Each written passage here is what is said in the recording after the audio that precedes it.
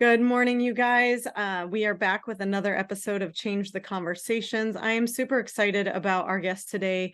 I've been waiting to have her on for quite some time, and I'm going to let her introduce herself in a minute, but hopefully we're going to dive into some great conversation. We were already having a great conversation about the school year starting and kids and enjoying the moments, but not rushing and all the things, right? And so I'm very excited to have Kate Shipp on with us. Her qualifications are extensive. They'll be listed all in the show notes.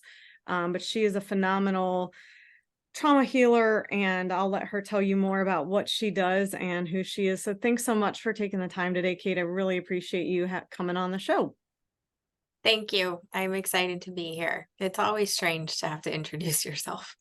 Um, like you said, I specialize in trauma recovery and mental health, but I'm a holistic practitioner. So I use a lot of many different holistic modalities to help someone reconnect, remember their wholeness, embody their holiness, and create a life they love. So as Amy said, we were having good discussion around the seasons of life that we're in, being mothers and doing our work, done a lot of our work, and the moments that we get to have now that maybe we weren't able to be as present for then.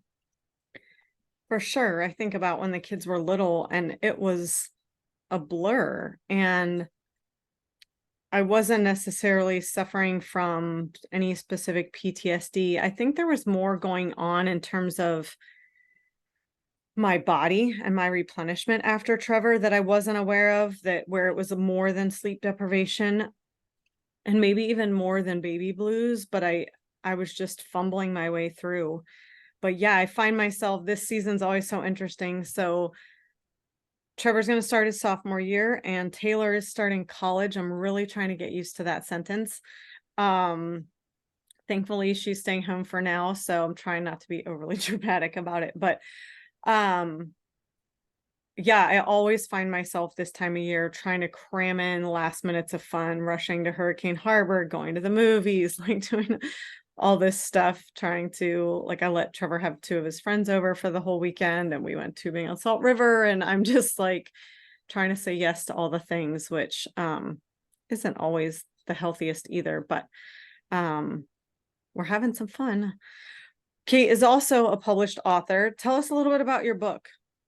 So my book is called I Am Strong Enough Now, God, Thanks, My Journey from Trauma to Truth. So there was an intentionality of some sarcasm in the title at first, Yeah. because in 2016, I always choose a word for the year. And in 2016, I remember saying to God, I want to be strong. And I meant like physically fit, strong. And God gave me the unloading, the unearthing of all the traumas I hadn't dealt with in my life. And so it was from 2016 and ongoing. I really hit a critical healing shift point in 2017 of healing from complex PTSD. And in the book, I give the story really from childhood up until about 2018. Eventually, there will be another book that covers the last 5 years.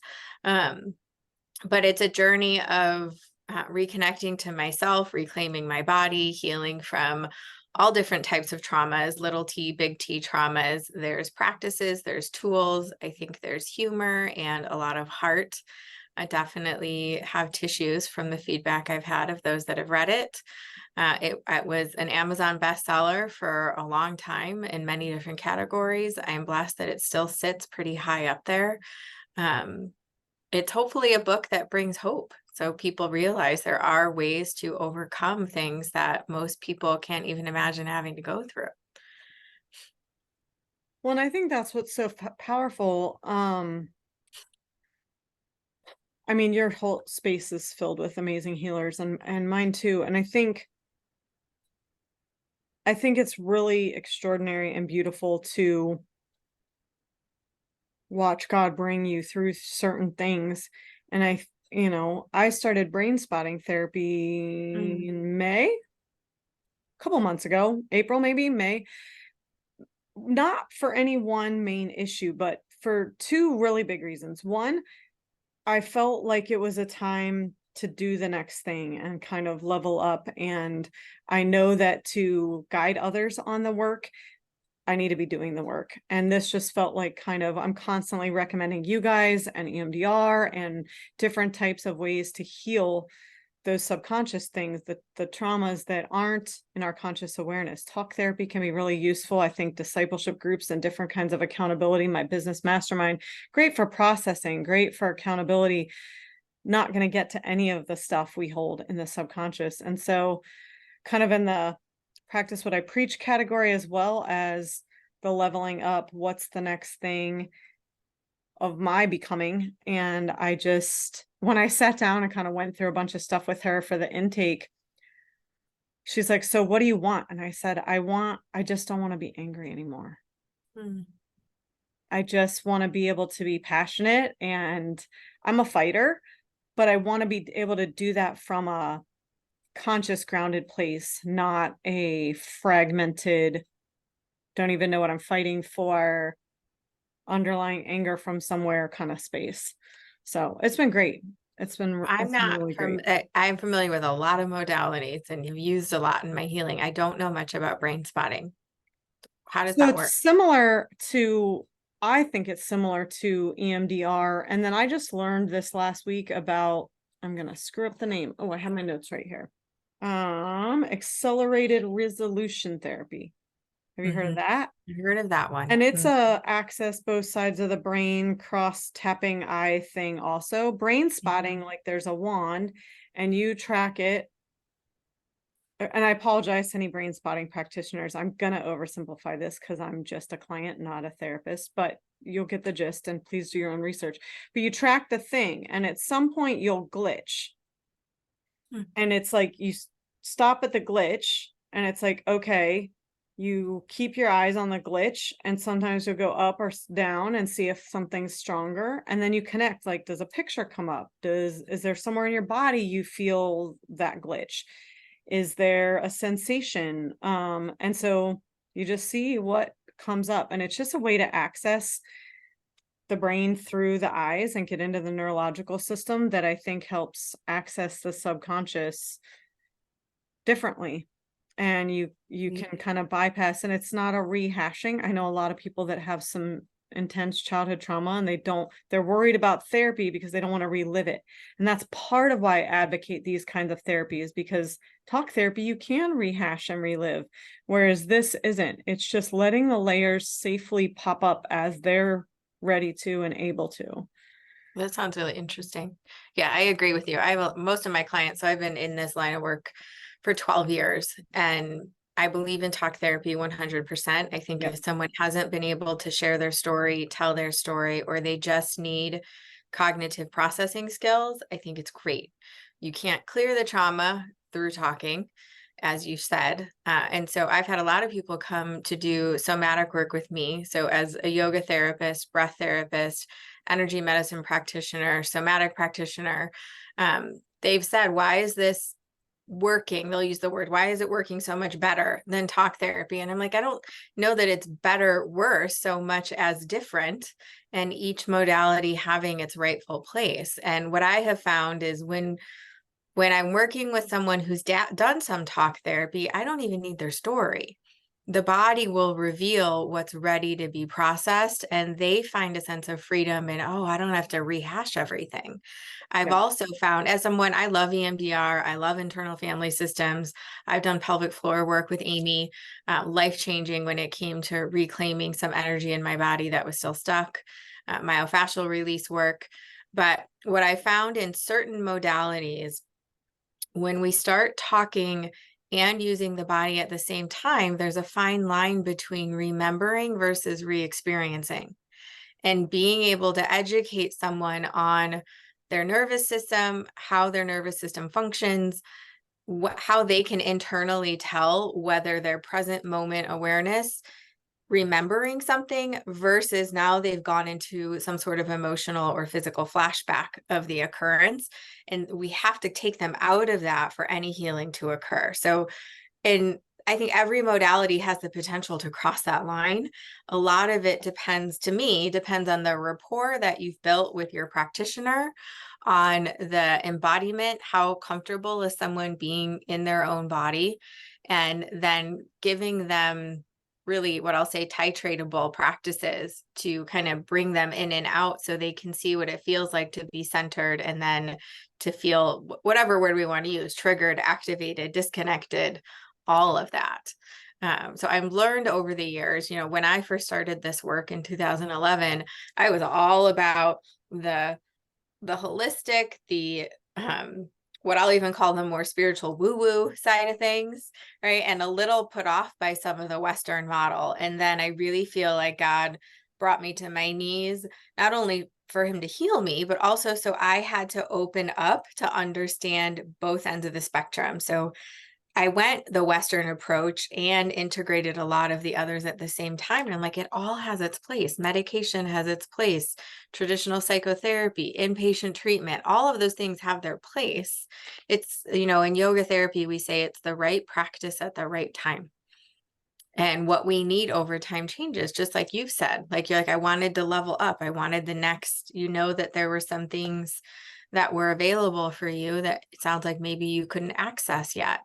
And when you were talking about the anger, that hit my heart, because that was my presenting complex PTSD emotion, was anger. And so it was so freeing to not feel that kind of anger. And I remember when my kids had said to me, this was in 2018, they're like, Mom, you're not angry anymore. And it was almost as if I had been not angry long enough that they felt safe enough to say that. And where they knew something had completely changed inside my heart and system, that anger was no longer even close to the surface of a presenting emotion. I had done so much work to get underneath it, that right now, thankfully, so grateful. It takes a lot for me to feel angry. It's a beautiful feeling. And having sent my kids to school today for senior year and freshman year, I reflect back and I recognize how many moments I missed because of what I'll call the fog of PTSD, the trance of trauma, that it kept me in. And so there were so many good moments, but of course my brain captured the really hard moments. And I love taking photos. I take an obscene amount of photos, but that's also how I remember the good moments. So I can look back and recognize, even in the midst of, my kids used to call me angry mom, even in the midst of angry mom moments or days where I could be in a great mood, flip of a switch, there'd be this strange shift inside me that I couldn't control. And it was like a moment of anger. And then I'd be back to okay. And it felt so out of my control that there were times where I felt a little crazy because I didn't understand why it was happening. And that was how I started evaluating. There's a lot of trauma for me. And that was before I even was aware of what some of the deeper traumas were, because my mind had shut them out. So there's so much goodness, I think, that God has redeemed and delivered me and my family from. And the work is ongoing, continually ongoing. Well, I think that's such a critical point too. Like, we want to heal, which implies that we can be healed, like it's a final achievement. And I definitely like to think of it more in layers, or like even the leveling up, or I love your saying of the right, what'd you say? The right modality, the right practice at the right practice time. at the right time. Yeah. And so there's so many ways to get there, right? And I think that's one of the lessons I wish I'd known as a mom. There's so many right ways to do this. When now, as I can talk to pregnant and new moms that are stressed about one of the 8 million decisions they have to make today, I can say, there's like 10 right options. Like, there's a lot of ways you can knock this out of the park, and only a few that are going to be not so great. And so I wish that was something I had recognized. But yeah, I mean, like, you guys have so many things at your space, and we've got TRE and yoga here also. I think breath is extremely powerful. And like you brought up the myofascial work, that is our main thing here. And I've had people ask me, well, how do you handle that? Or they've even challenged, our main teacher, John Barnes, like, you guys aren't counseling type therapists. He's like, so what? So why are you helping people deal with their trauma? And it's like, well, wouldn't you want to be equipped? Because you don't know what's going to come up when it comes up. And it's not that I'm suddenly switching into counseling mode. I create a safe space. I just help them be safe in their body. I reassure them they're safe in our building, and that it's not about needing to be a counselor. It's about, we all have an extraordinary capacity to heal ourselves. And if you can just literally stay safe and breathe and allow yourself to start feeling, even if that's maybe just in this shoulder, maybe even if it's just in this leg, and baby steps into being more integrated, feeling more whole. And I think, however you get there is amazing. I want to circle back because we started our conversation before we hit record, you guys. We had a whole little chat about kids in high school and school and these moments. I think so many of us look back on different times of our life, and maybe we didn't suffer severe traumas as a child or have what would clinically be known as true PTSD, but we all have things that have happened in life. We all have grief, we all have sadness, we all have anger, we all have all these things, and we have moments that we can look back and say, I was not fully present. How have you, and as a therapist, how do you help others acknowledge what was and what wasn't? Because that's worth grieving, right? Looking back and knowing that you consciously missed some moments. You can't just brush that off, but yet not stay stuck there. I've also been on a journey, I feel like this past year and a half, of really trying to consciously avoid suffering. So I think there's such a thing as grieving a moment, but then there's the prolonged suffering that we create for ourselves because we refuse to either move on, which that sounds harsh, but like we refuse to just, let me use a simple example. I ended up missing my son's 8th grade graduation because I had recently committed to a CEO level of my mastermind group. And not only was that a very large financial investment, it was a very big deal for me as a business owner to meet with this group and do this thing. And one of our main meetings, we go 4 times a year, happened to be on his graduation. Talked to my husband about it. He, of course, was like, this is between you and Trevor. He's like, and he doesn't care. I was like, well, I have to go talk to him about it. So I talk to my son. He's like, Mom, if I didn't have to be there, I wouldn't be going either. He's like, like a 13-year-old kid. Like, he's like, it's an hour. He's like, you don't have to go. Like, it's fine. He's like, go on your trip. And I think one of the most powerful things was when my mom was like, well, Grammy's going to be able to be there too. Because I had already made my decision before I told her. But it would have been harder for me if she had said, oh my gosh, you're missing his graduation. So I knew before I even decided, I knew that once I decided, that had to be the end of it.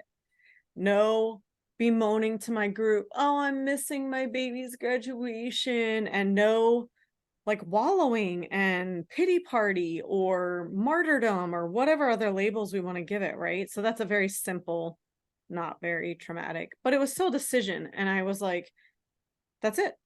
It's over. I decided, everyone's good with it. Most importantly, I'm good with it, and Trevor's good with it. I was actually able to watch they filmed it for me, and live anyway. But I think that so often we just drag on our own suffering. And I would love to hear your thoughts on that, especially reflecting on something.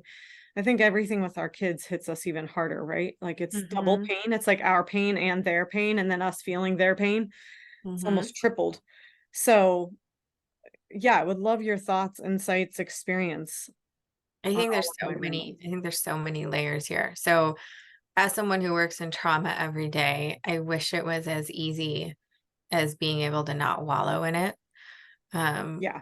When there's trauma, we want to be really intentional of how we approach understanding that most people with trauma, there's choicelessness, powerlessness, and helplessness. And those three energies together cause someone to not trust their own decisions, to not feel like they can move forward because their power was taken from them. They didn't feel like they had a choice, and they felt helpless to the situation they were in. And so oftentimes present day situations are mirroring the emotional energy of the past. And so where someone might not be actually stuck right now, they're stuck at 5 years old, 7 years old. And that's what's keeping them from, for the term, moving forward in their life. And so it's not, they can have a really rational context and say, I know right now, like things aren't what they were, but for that younger part, they had a huge unmet need. So it brings me to the next thing. That the next thing I always ask people is, what did you need at that time that wasn't available for you? Because with trauma, there's always an unmet need. And the unmet need may have been what, usually it's what didn't happen. So a lot of people ask what happened to you. I think the better question is what didn't happen for you. Because the what didn't happen for you is often what reveals what's keeping them stuck. So a child needed protection, or they needed to have more physical touch and nurturing, like holding and comforting, or they needed, you know, people who were going to show up for them consistently in an emotional way, or they needed more physical provision, like consistent meals or a consistent place to live instead of moving all the time. So it's what didn't happen for you, what was the unmet need, are two really great questions that can help someone move their trajectory forward instead of staying in that loop of, I know it's over, I know it's done, but I can't seem to get out of that. And so I find when anything in life happens that is reflective of the energy of the past, people get stuck again. And so in the, you know, you gave a beautiful example of something that could have actually been traumatic. It could have, like you choosing to go to the mastermind and not be able to attend your son's graduation could have been traumatic for him. It could have ended up being traumatic for you, but you were proactive in having the conversations, meeting the emotional needs for your child and yourself. And so when we meet the emotional need, the likelihood of it being traumatic goes greatly down. And Right? I'm Go glad ahead. you're making this distinction, Kate, because I kind of jumped topics. I started with one question, then looped around to my example. And so I just wanted to clarify one thing too. I definitely didn't mean to imply that people with trauma were wallowing or choosing suffering. I kind of Yeah. jumped around topics. So I'm glad you also kind of are hashing out that distinction. But you gave a really good example of something that, you know, as women, and I'm not negating men here, I'm speaking it to women because of the generational impact of being a woman, is there's an expectation that women were supposed to play in society, right? And I'm going to go here, right? Do please, And yes. those of We're us changing the like you and I, conversation. right? I own 2 businesses. You own at least one, maybe you own more. I don't know, right? And we're wives, and we're mothers, and we're friends, right? And I'm a sister, you know, I'm a daughter, your daughter, like I don't know your family line, but I say that because there are these implied expectations, and then there are personal choices that we make. And so I knew for myself, I was never going to be the stay-at-home mom, right? I love my kids, but I also love having personal goals and achievement. I've been that driving force in my life, my whole life. I think that's part of what made me so high functional with the amount of trauma that I went through, is I always had goals, dreams, motivation, aspiration, stubborn to a point that nothing was going to get in my way of accomplishing it. And that has served me well. As a mother, there's been so many moments where it's feels like I had to choose between being a present mom and achieving my own goals and dreams. And, you know, I grew up with a mom who, you know, had a degree, chose to be a stay-at-home mom for 5 kids, loved her decision. Sometimes she was a great mom, sometimes she was not a great mom. And she knows that. We've had a lot of dialogue around all of this. And she had a lot of undealt with trauma that made her present a certain way. And, I've asked her, I go, do you regret being a stay-at-home mom? And she goes, I don't regret ever being a stay-at-home mom. She goes, I regret never doing something for myself during all those years. She's like, I wish I had something part-time or on the side that fulfilled who she was outside of being a mother. So I think there's this stigma that a lot of women are still carrying around, we want to do it all well. And that's just not possible, right? There's going to be days where I'm spot on as a mom and I'm like crappy in my business, right? Or vice versa. And I think some of it is what I heard in I'm going to use words that you didn't say that I felt was you trusted yourself in that decision. And you trusted yourself enough to not play the martyr role when you went to your mastermind group. And maybe it was in the back of your head, but it wasn't going to be the leading verbiage that you were using. And I think as women, so many women don't trust themselves, and they don't trust that they deserve to take care of themselves and their own needs in addition to their children and their family life. And so one of the things I committed to for myself when I started my healing was I want my kids to see a healthy woman. And I want my kids to see a woman who's human, who's going to have the full facet of emotion, who's going to struggle at times to make decisions between wife, mother, self, friend, all of it. And to set the example for my son and my daughter that a wife and a mother has her own identity outside of those labels. That has been really, really important to me, because I think to ask us to give up any of that is not going to be fair to our own being. I think at some point that comes back to bite us if we aren't true to ourselves. Couldn't possibly agree more. I'm just sitting here like nodding like a bobblehead. But so while we're on this topic, the phrase I'm starting to hate, mom guilt. Mm-hmm. So that is both extraordinarily real and also I'm seeing a little bit of where now it's almost a badge of honor. It's almost like athletes that work out hard enough that they pee and they're like, oh, you're not really trying if you don't. Anyway, I'm not going to go down that rabbit hole. Separate soapbox. But how do we both acknowledge the reality of I think it's exactly the pressure and the balance that you were just saying. It's that desire to have our own core identity and to be able to trust ourselves regardless of all the other labels of who we are. And yet, I think society expectations, whatever you want to say, has positioned this as a either or that we constantly feel tug of war between, as opposed to how do we find the yes and that's right for us. And as an Enneagram 7, I love all the yes ands. I do not like no, and I do not like later, and I do not like waiting, and anyway. So how can we, I think I know you've battled this yourself and fought and won, but that mom guilt thing, how can we help each other more?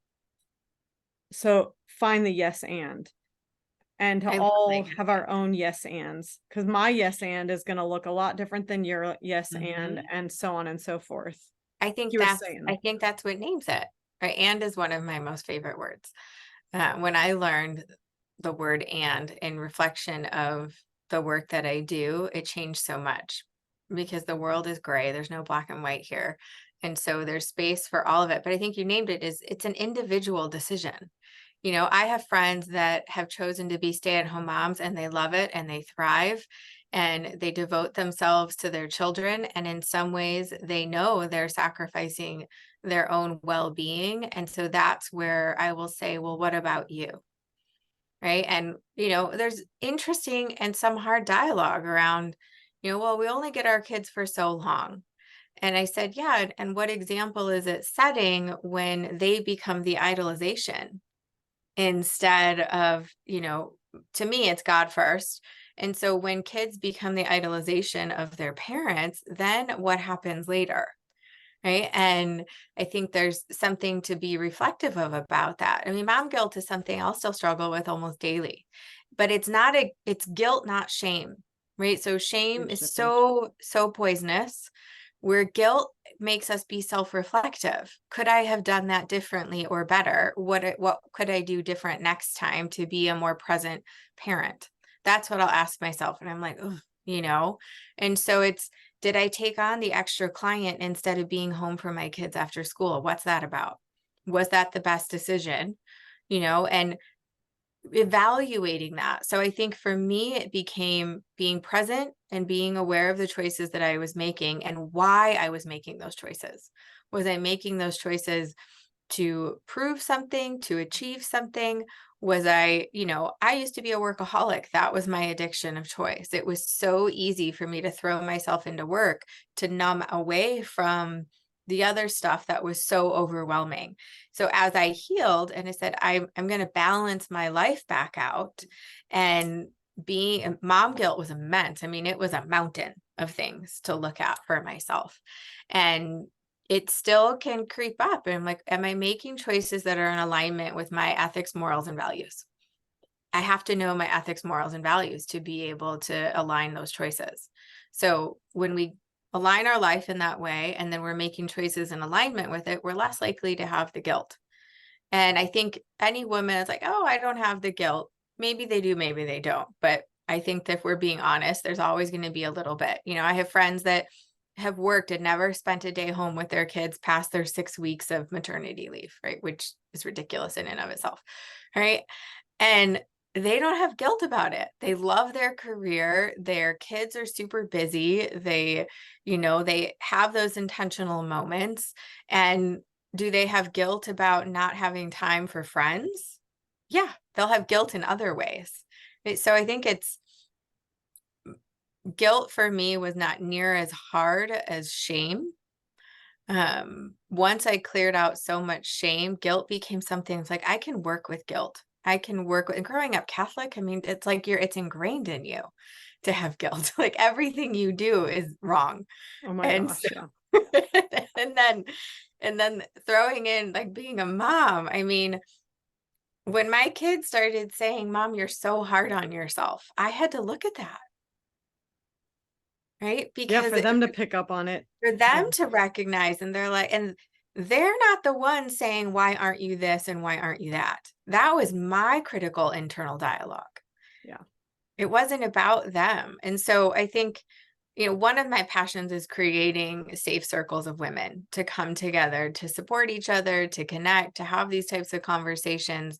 And we are so much harder on ourselves than any external voice. For And sure. when you have pockets of women that live life in a certain way and it contradicts another group of women, that's, I think, where it gets messy. In the line of work that you do, one of the hardest things I ever had to look at was this kind of one-upping on, well, my pregnancy was like this, and I did a home birth with a doula and in the water and a midwife, and I'm breastfeeding till they're 3. And so there was this like, I'm better than because of that type of energy, instead of as women, what if we just give the grace to say we're doing the best we can with the resources and education and tools and self-agency that's available, and we don't have to compete, right?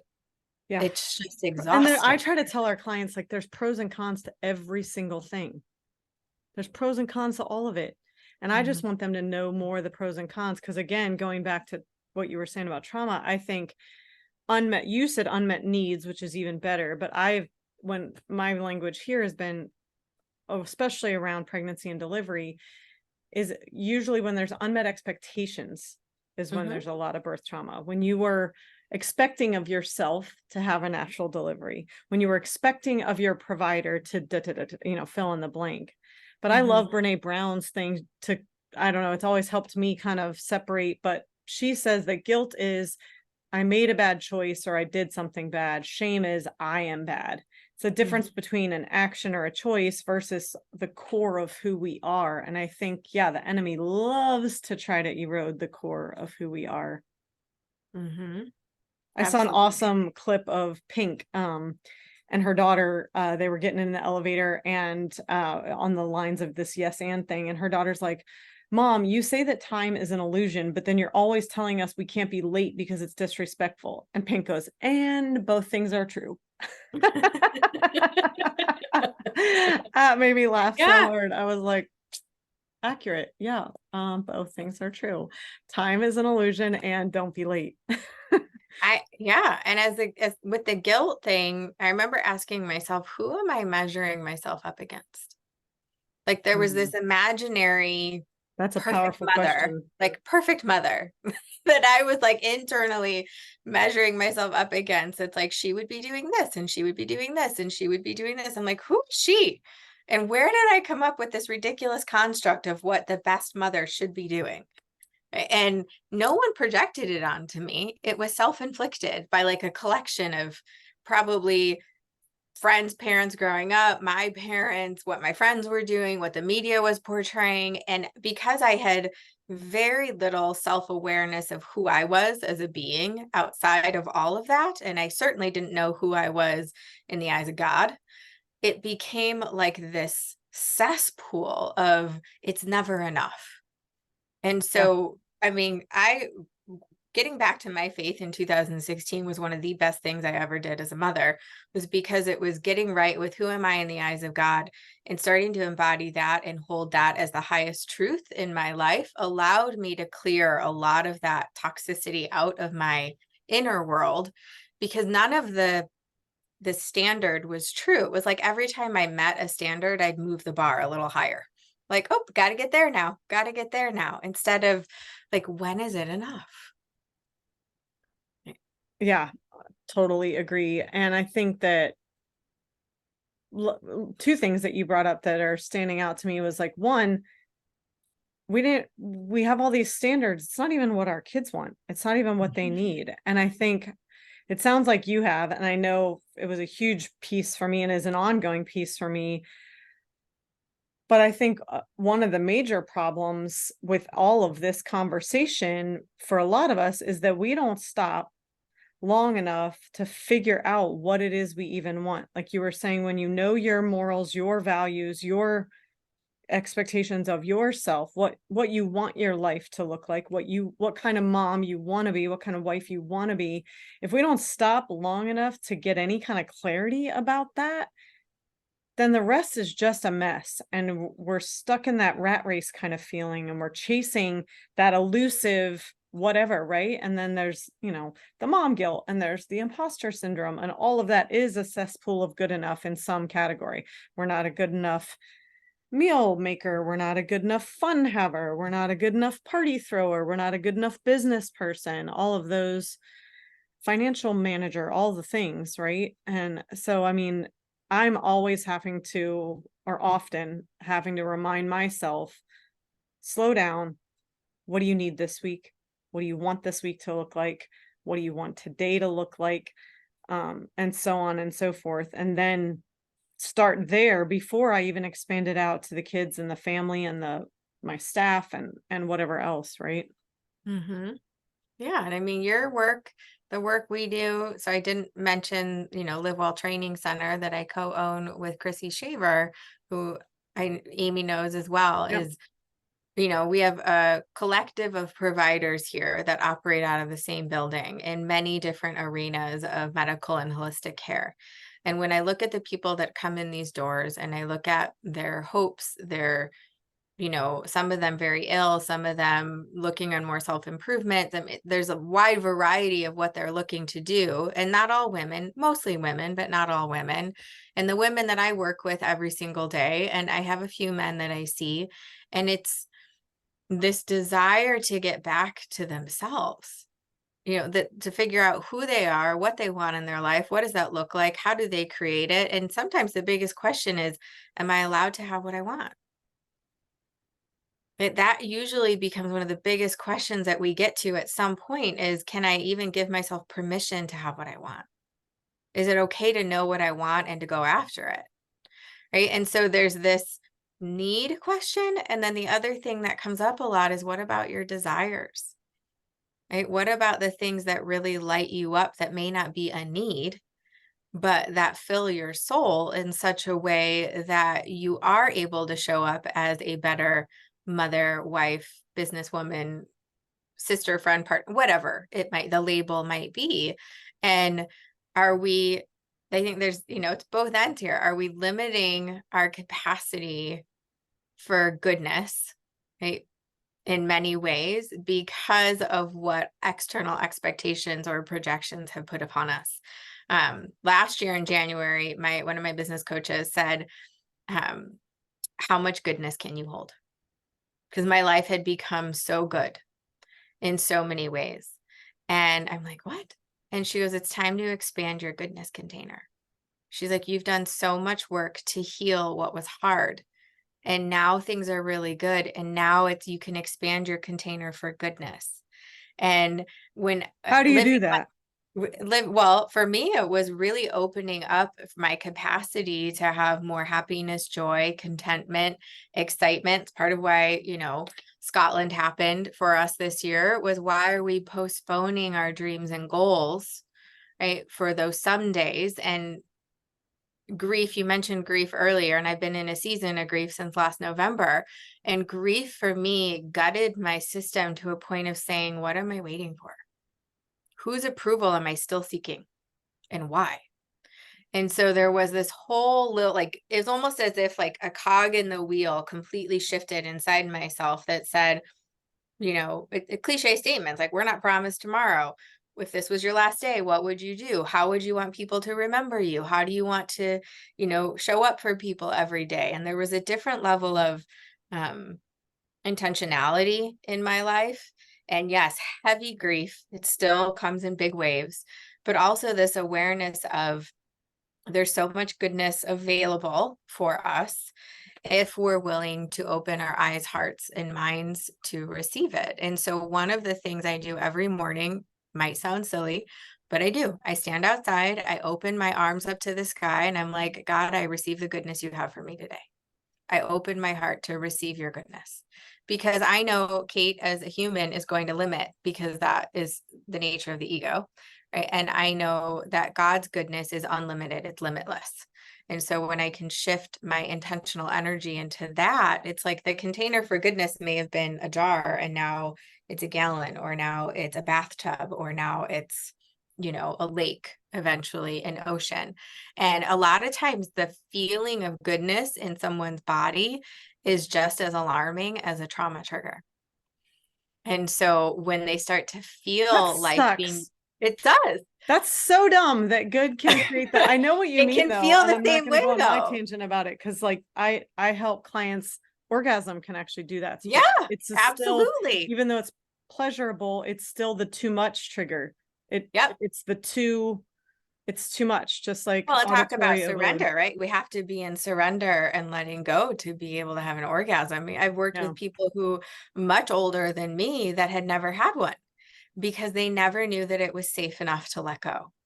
Yep. And so as they cleared some of their trauma energy, the pleasure opened back up, right? Their sensual pleasure energy, not just through orgasm, but through the pleasure of eating, the pleasure of being out in the sun, the pleasure of anything.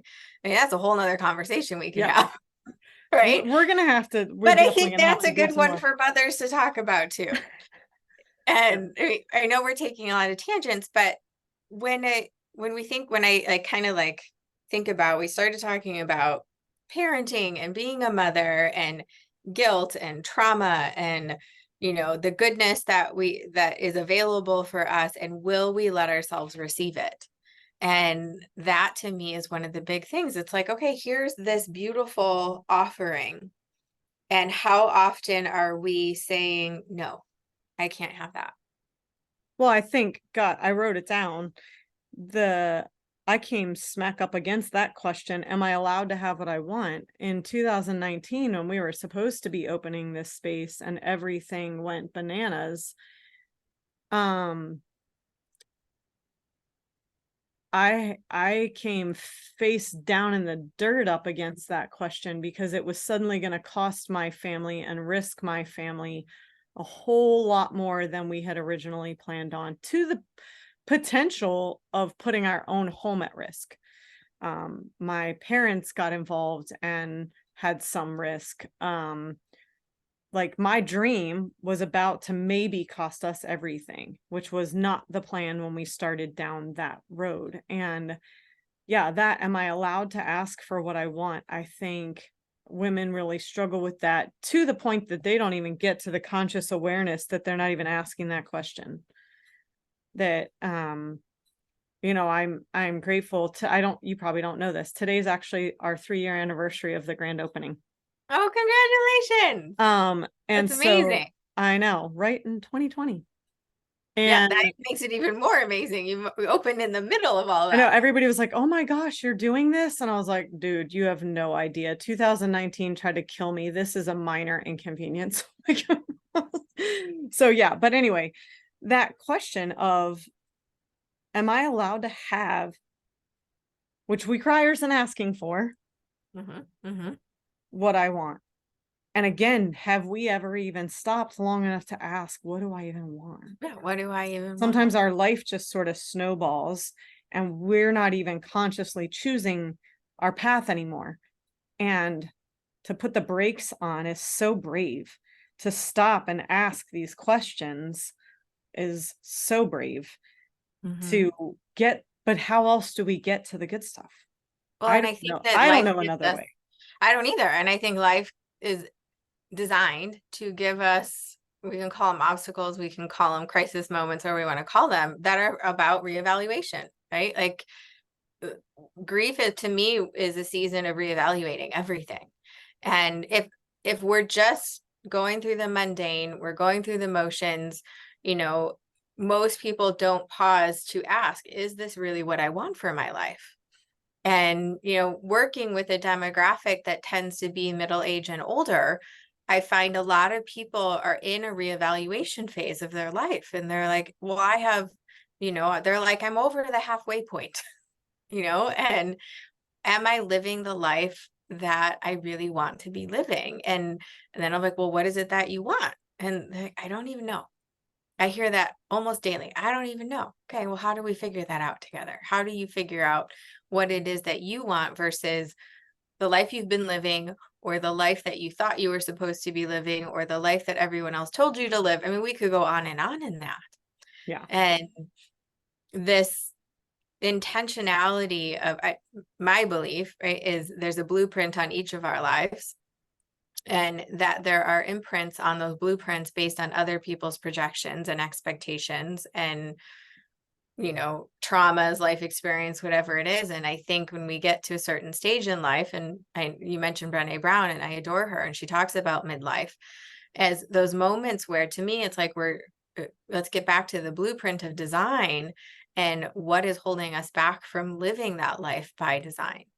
And as women, as the various roles that we play, and how can we, I mean, to me, there's so much community connection needed around all this, that we heal in community, not in isolation. And so being able to bring some of that, you have such a beautiful community that you've created. We're creating community here, whether it's in person, online. I think it's, in every season of life, we need community to recognize and help us recognize that we're not alone in this.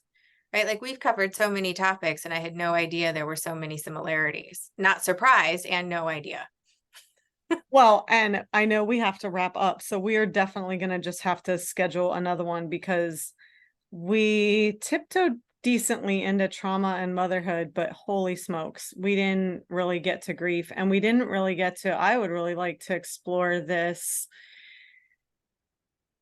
asking these key critical questions so much sooner. I tried to have the conversation with Taylor and her recent breakup and related to suffering, and it's like, in your heart the choice, just make it, baby, and trust yourself and move on. I mean, there was a glorious thing, I think, that happened. I've talked to a lot of other women, when you hit 40, swear word coming up if you want to plug your ears, but you run out of fucks to give. And Yeah. it's a glorious freedom, but I don't think we need to wait for 40 for that.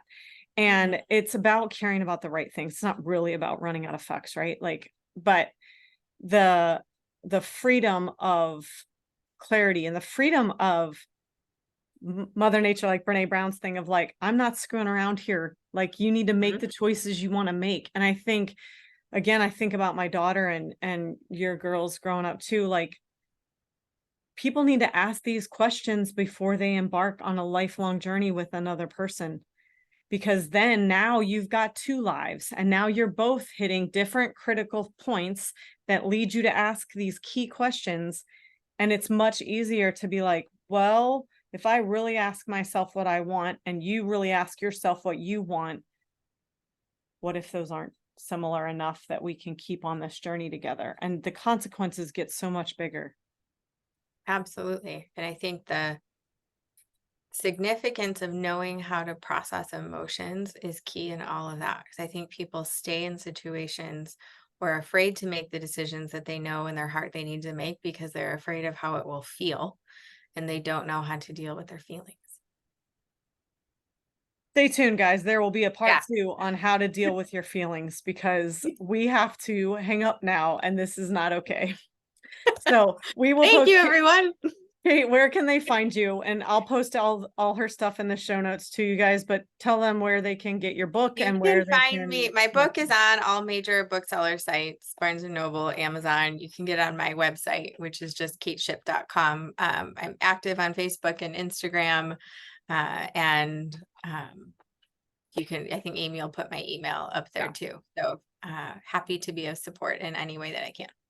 Yep, they've got an Thank you, awesome Amy, community. I'll link so much. Chrissy's podcast too, even though that's technically on our old one, The Bellies, Babies, and Birth, and this is on the new Change the Conversations. You are indeed helping us change the conversation, my dear. So I'm grateful to you. Our last closing question: what conversation do you care about changing the most? You'll love this. Sexual fulfillment after sexual trauma. Oh, fuck yes. Okay, guys, there might be a part 3. That is a big one for me. Oh my gosh. Ever. We got to do that one next. The other questions can wait. Oh my gosh. Yes. We need to create a Yes. workshop around that, That'd because be awesome. I've done the Sex 2.0 Mhm. workshop twice and it's been awesome. But yes, all the yes. Okay. All the On that yeses. note, sexual fulfillment, guys, stay tuned. And Okay. thanks so much for joining us. Please share this one out. You know you're going to want to. And we will get back to you with part 2, part 3, and whatever else we've got coming soon. Thanks so much.